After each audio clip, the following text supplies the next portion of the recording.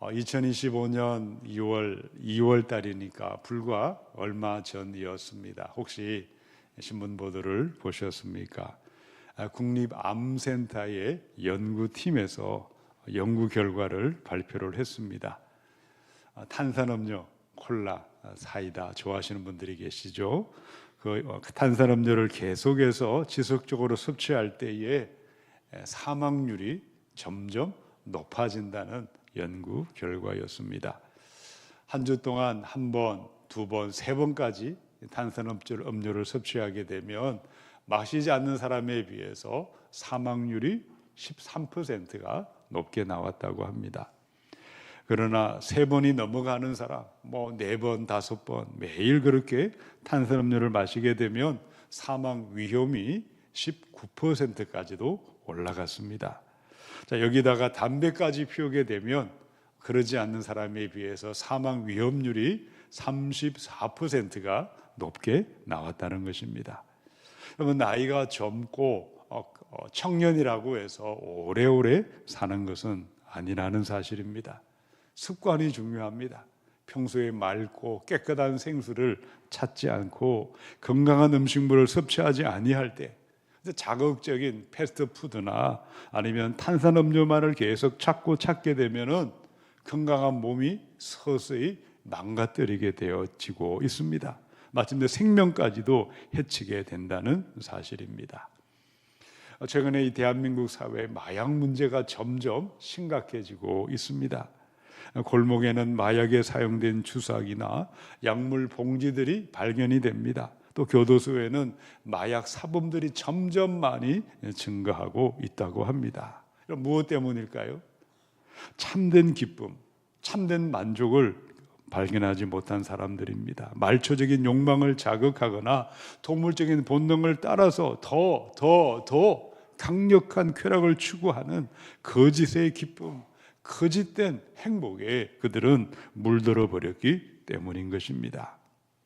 지금 대한민국 사회에 많은 사람들이 바라고 원하고 꿈꾸는 기쁨은 무엇일까요?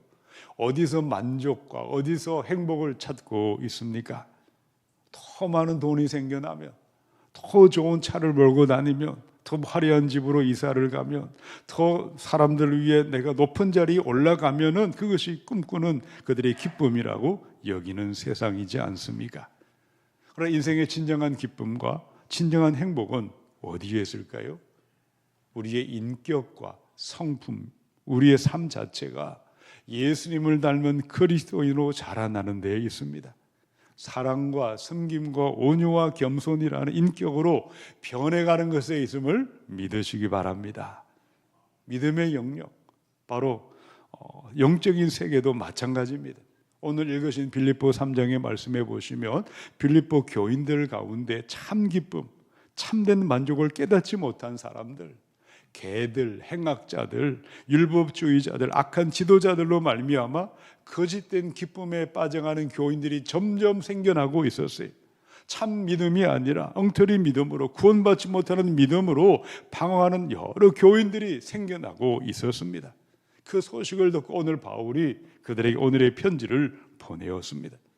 우리가 어떤 믿음이 될 때 참 기쁨을 누리고 많은 사람들을 행복하게 하고 주님을 영화롭게 할 수 있다고 권면하고 있습니까? 우리 함께 오늘의 주제 말씀입니다. 함께 선포하겠습니다. 예수님을 참되게 믿는 사람이 되겠습니다.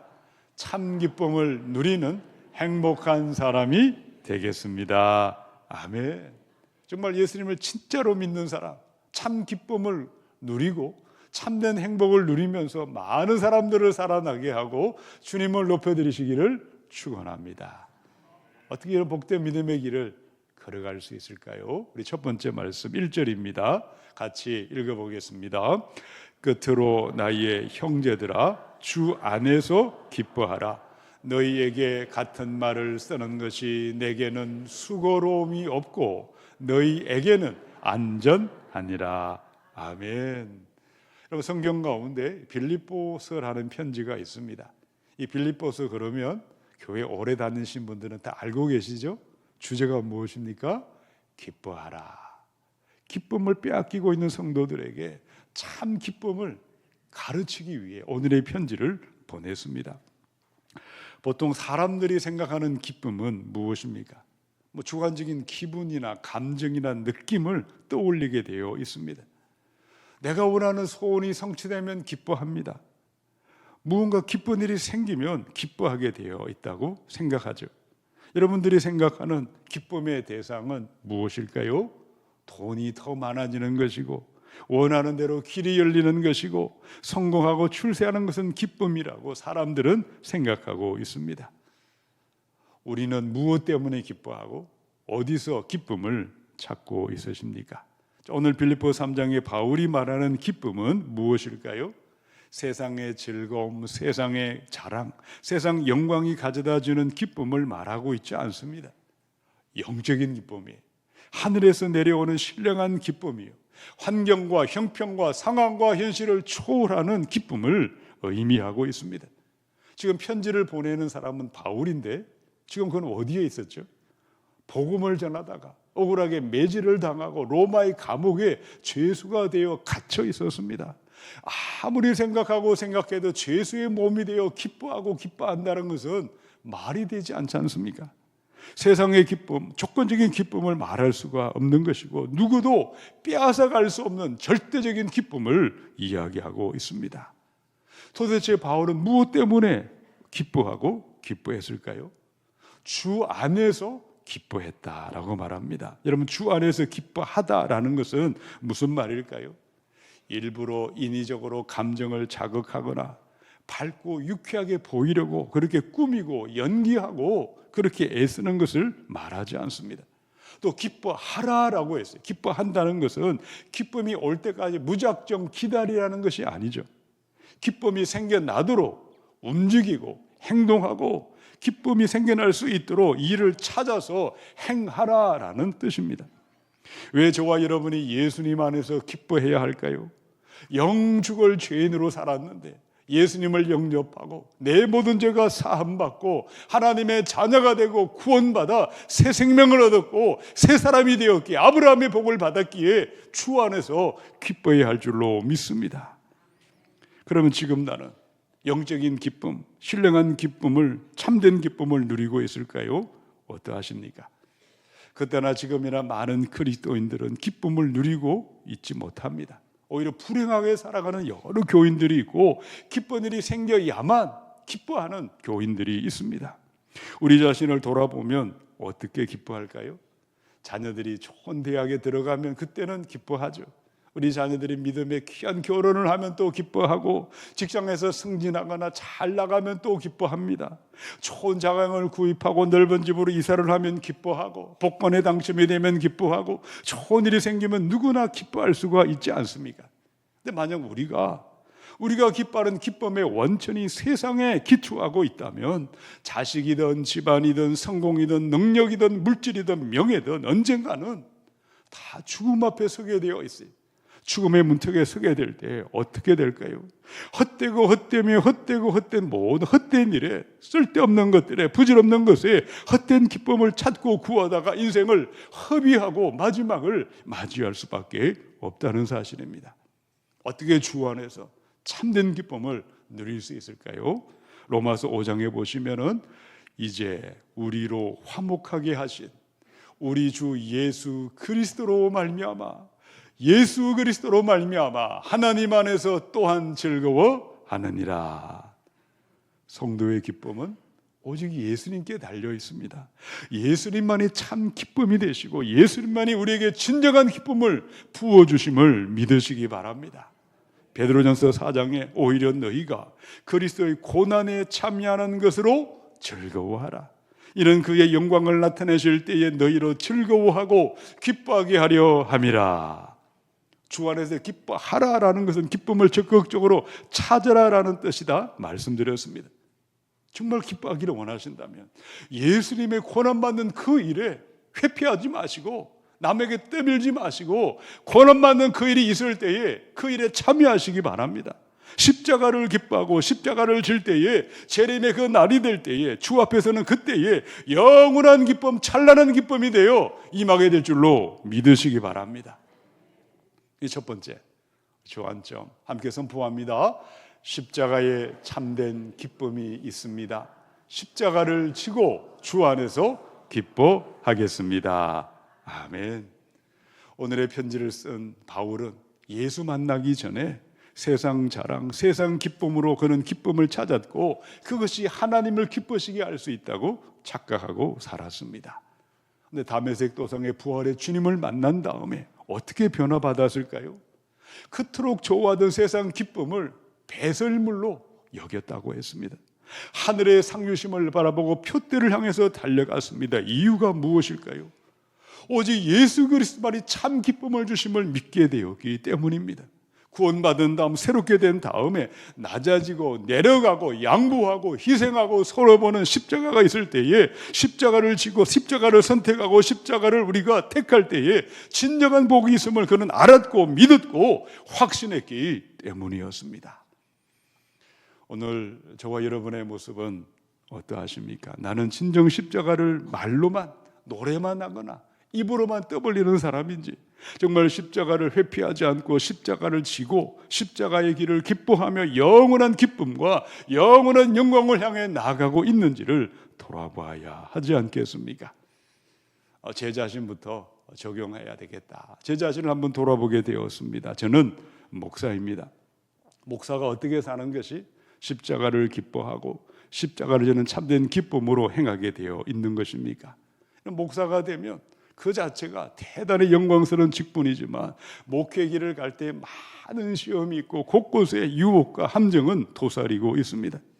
아무리 성직자가 되어 산다고 한들 십자가의 길을 기뻐하지 아니할 때 여전히 이런 영적인 영역, 믿음의 영역에서 세상의 영광, 세상의 자랑, 세상의 영광을 구하고 살게 되어 있는 것입니다.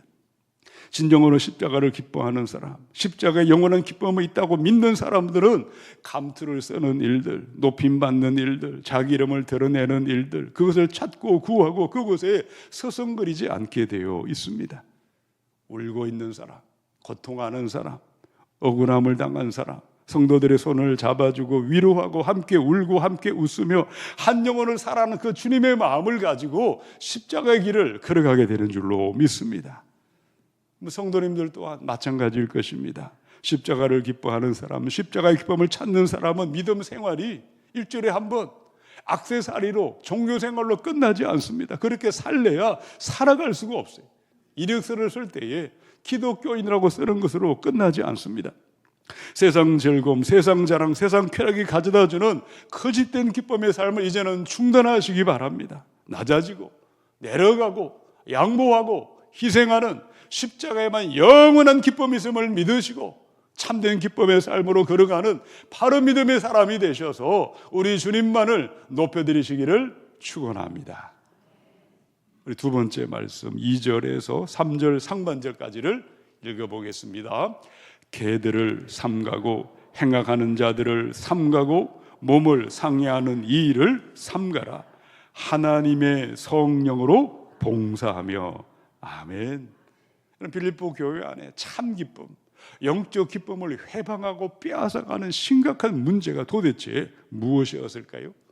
2절의 세 번역을 보니까 개들을 조심하십시오. 악한 일꾼들을 조심하십시오. 살을 잘라내는 할례를 주장하는 자들을 조심하십시오. 계속해서 조심하라, 조심하라, 조심하라. 개들은 애완견을 말하지 않습니다. 길거리에 줄이 풀려서 사람들을 물고 달려드는 맹견들을 말하죠.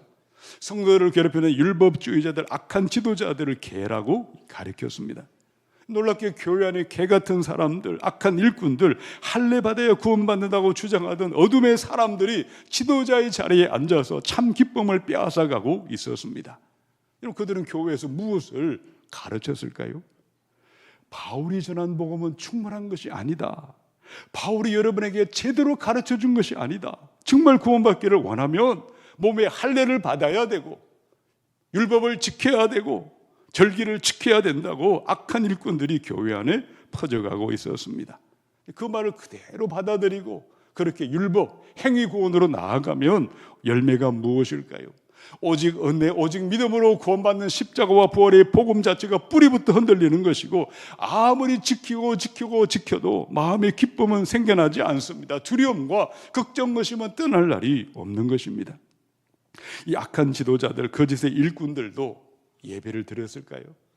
당연히 예배하지 않았겠습니까? 어떻게 예배를 했을까요? 무엇이 예배하는 것이라고 생각했을까요?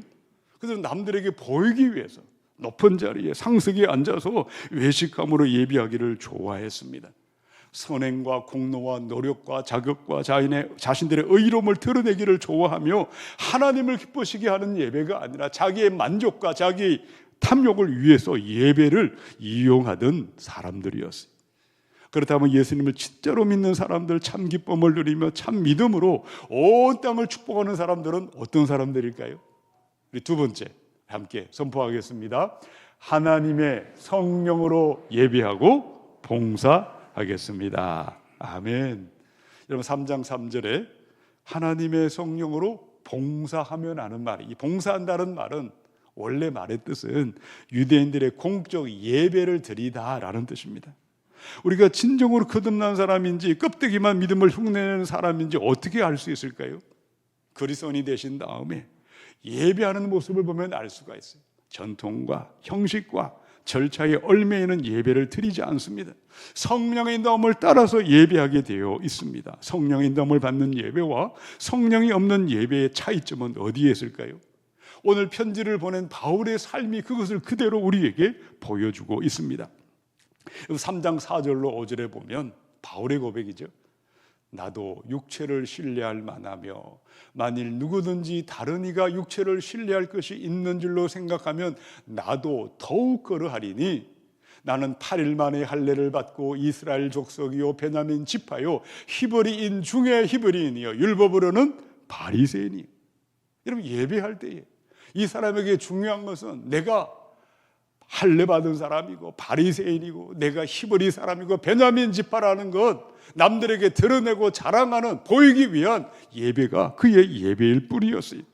성령이 없는 예배하는 사람들은 예배하기를 사모하거나 열망하지 않습니다. 의무적으로 남들에게 보이기 위해서만 예배하는 사람들이죠. 그 마음에 하나님의 사랑이 부어지지 않습니다. 냉랭하게 예배를 드리고 형식적으로 예배를 드리고 구경꾼으로 예배 자리에 앉아 있습니다. 무엇보다 성령이 없는 예배는 마음에 하나님을 경외함이 없기에 경건한 두려움과 하나님을 향한 친밀함을 찾아볼 수가 없다는 사실입니다. 그러면 성령으로 예배하는 사람은 어떻게 예배할까요? 요한복음 4장 24절의 말씀 함께 읽어보겠습니다. 하나님은 영이시니 예배하는 자가 영과 진리로 예배할지니라. 아멘. 영과 진리 두 가지를 가지고 예배하는 것을 말하지 않습니다. 성령님 안에서, 진리의 영 안에서 예배에 나아간다는 뜻입니다. 오늘 우리의 예배에 진리의 성령님이 거할 때, 성령 안에 예배를 할 때에 성령으로 말미암아 자신의 죄인됨을 알고 진정으로 회개하고 통회하며 예배하게 되어 있습니다. 진리의 성령이 이 안에 계실 때 진리 대신 예수님을 바르게 믿고 예수님을 영화롭게 하며 예배드리게 되어 있다는 사실입니다. 로마서 5장에 보시면은 소망이 우리를 부끄럽게 하지 아니함은 우리에게 주신 성령으로 말미암아 하나님의 사랑이 우리 마음에 부음바 됨이라. 성령을 따라 예배하는 사람이 차갑고 냉랭한 모습으로 예배를 드릴 수는 없습니다. 하나님의 사랑이 내 마음에 역사함으로 내 마음에 눈물이 있고 설레는 마음과 열정으로 충만한 사랑으로 하나님 앞에 예배하게 되어 있습니다. 로마서 8장에 하나님의 영으로 인도함을 받는 사람은 하나님의 아들이라. 너희는 다시 무서워하는 종의 영을 받지 아니하고 양자의 영을 받았으므로 아빠 아버지라고 부르짖느니라. 이게 예배입니다. 하나님 앞에 경건한 두려움으로 또는 하나님을 향한 친밀함으로 아빠 아버지라 부르짖는 친밀함과 사귐과 교제를 나누며 예배 자리로 나아가는 것이 성령의 예배임을 믿으시기 바랍니다. 오늘도 예배 자리에 앉아 계십니다. 저와 여러분의 예배는 어떠하십니까? 성령이 없는 형식적인 바리새인의 예배가 아니라 성령이 임재하셔서 나의 죄를 깨닫고 애통하는 마음으로 예배하시고 길이요 진리요 생명이신 주님만을 영원롭게 하고 내 마음에 주님의 사랑이 날마다 넘쳐나고 경향과 친밀함으로 주님 앞에 예배해야 할 줄로 믿습니다. 시편의 51편 함께 선포하겠습니다. 하나님께서 구하시는 제사는 상한 심령이라. 하나님이여 상하고 통회하는 마음을 주께서 멸시하지 아니하시리이다. 아멘. 사람은 외모를 봅니다. 하나님은 언제나 외모를 보는 분이 아니고 마음의 중심을 살펴보는 분이세요. 성령으로 예배하는 삶을 살아가기를 원합니다. 선한 양심을 따라 바른 마음으로 예배하기를 원합니다. 성령이 오셔서 애통하는 진실한 마음으로 참되게 예배하셔서 참 기쁨을 누리시고 하나님을 높여드리시기를 축원합니다. 우리 세 번째 말씀 3절을 읽어보겠습니다. 하나님의 성령으로 봉사하며 그리스도 예수로 자랑하고 육체를 신뢰하지 아니하는 우리가 곧 할례바라. 아멘. 교회 안에 어떤 사람들이 주님을 참되게 믿는 사람이요 참 기쁨을 누리고 온 땅에 복이 되는 사람이라고 선포하고 있을까요? 우리 세 번째 함께 선포하겠습니다. 예수님만 자랑하고 다른 그 무엇도 자랑하지 않겠습니다. 아멘. 2000년 전에 빌립보 교인들의 마음에 기쁨을 빼앗아가고 있던 것은 도대체 무엇이었습니까? 악한 일꾼들, 율법과 행위를 주장하던 유대인들이 할례 받은 것을 자랑하고 모세의 법조문을 지키는 것을 자랑하는 그 자랑 때문이었어요. 자, 그러나 우리 마음에 참 기쁨이 생겨나고 참 평강을 부어주는 것은 무엇일까요? 나를 자랑하고 행위를 자랑하고 세상을 자랑하는 데 있지 않습니다. 예수님만을 자랑할 때에 우리 안에 기쁨이 넘쳐나고 평강과 복이 임하게 되어 있는 것입니다. 이유가 무엇일까요? 빌립보 2장에 보시면은 그는 근본 하나님의 본체시나 하나님과 동등됨을 취할 것으로 여기지 아니하시고 오히려 자기를 비워 종의 형체를 가지사 사람들과 같이 되셨고 사람의 모양으로 나타나사 자기를 낮추시고 죽기까지 복종하셨으니 곧 십자가에 죽으심이라. 이름으로 하나님이 그를 지극히 높여 모든 이름 위에 뛰어난 이름을 주사. 예수님이 하나님의 유일한 아들이심을 믿으시기 바랍니다. 근본 하나님의 본체셨지만 사람이 되어 세상에 오셔서 우리 위해 죽으시고 부활하셔서 모든 이름 위에 지극히 뛰어난 이름을 가지신 분이시기에 우리 예수님을 자랑해야 될 줄로 믿습니다. 고린도서 5장에 곧 하나님께서 사람들의 죄과를 따지지 않으시고 화해의 말씀을 우리에게 맡겨주심으로써 세상을 그리스도 안에서 자기와 화해하게 하신 것입니다. 여러분, 예수님의 십자가에서 원수된 인간들이 하나님과 화목하게 되었어요. 예수 십자가에 참된 평강을 이루셨기에 예수님만을 자랑해야 할 줄로 믿습니다. 어떻게 하는 것이 주님을 자랑하며 사는 것일까요? 우리 예수님이 얼마나 좋은 분인지 입을 열어 계속해서 말하시기 바랍니다. 계속해서 주님을 찬양하고 계속해서 주님을 칭송하고 모든 영광과 존귀를 변함없이 계속해서 영원토록 예수님께 돌려드리는 것에 있는 것입니다. 고린도전서 2장에 보시면 나는 여러분 가운데서 예수 그리스도 곧 십자가에 달리신 그분밖에 십자가에 달리신 그분밖에는 아무것도 알지 않기로 작정하였습니다. 바울이 고린도 교회를 개척을 했습니다. 바울이 고린도 교회에 그 신실한 믿음의 사람들을 세웠습니다. 근데 어떻게 사는 것이 예수님을 자랑하는 것이라고 바울이 본을 보여주었고 그렇게 살 것을 훈계하고 권면했습니까? 여러분, 예수님을 자랑하는 것은 예수 십자가 밖에는 자랑하지 않고 살아가는 것입니다. 자기를 자랑하지 않습니다. 무엇도 자랑하지 않는 것입니다. 오직 예수님 십자가만을 자랑하는 데 있는 것입니다. 만약에 십자가의 예수님을 자랑하지 아니하면 교회 안에 어떤 일이 생겨날까요? 사랑과 희락과 화평, 오래 참음과 자비와 양선, 충성과 온유와 절제, 성령의 열매는 맺혀지지 않습니다. 맺혀지지 말아야 되는 다툼과 분쟁과 파벌의 열매, 음행과 우상숭배와 성적인 타락과 근친상간과 성도들의 법적인 소송과 무질서한 성만찬과 부활이 없다고 주장하는 악한 가르침들이 열매가 맺히고 차갑고 냉랭한 교회로 변해가게 되어 있는 것입니다. 2025년 자연교회 표어가 성령의 능력으로 부흥케 하소서. 성령의 능력으로 충만한 교회는 그 무엇보다 예수님만을 자랑하는 교회요, 예수 십자가만을 자랑하는 교회임을 믿으시기 바랍니다. 세상보다 더 많은 물질과 더 화려한 것을 자랑하는 데 있지 않고 주님의 낮아짐의 십자가를 자랑하고 예수만을 자랑하는 교회가 성령의 능력으로 주님을 영원 얻게 하는 교회임을 믿습니다. 미국의 캘리포니아의 하베스트 교회를 담임하시는 그렉 로우리 목사님이 계십니다. 계시록 3장에 4대 교회가 있죠. 살았다고 하는 이름은 가졌는데 실제는 죽어버린 교회였어요.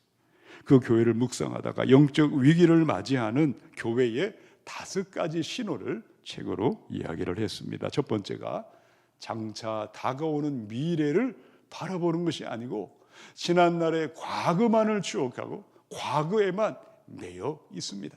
두 번째, 반드시 지켜야 하는 것들 타협하고 있고 받아들여야 할 것들은 거부하고 있습니다. 세 번째, 교회 지도자들이 영적인 게으름과 나태함에 당연하게 젖어 있고 교인들이 원하는 변화에 무관심하게 반응하고 있습니다.